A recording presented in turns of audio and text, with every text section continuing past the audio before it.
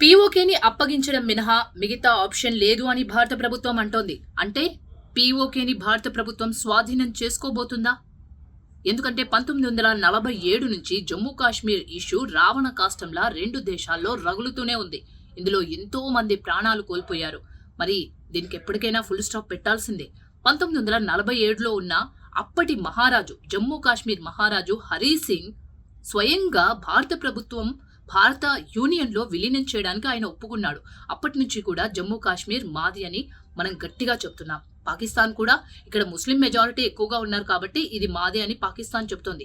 అప్పటి నుంచి ఇది కంటిన్యూ అవుతూనే ఉంది. 47లో 4 సార్లు భారత్ పాక్ యుద్ధం జరిగింది.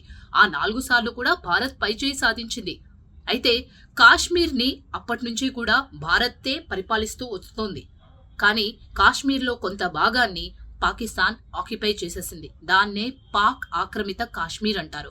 కాశ్మీర్ వాళ్ళు దీన్ని ఆజాద్ కాశ్మీర్ అని కూడా పిలుచుకుంటారు. అప్పటి నుంచి అక్కడ రూల్స్ అండ్ రెగ్యులేషన్స్ పాకిస్తాన్ వాళ్లే చేస్తున్నారు.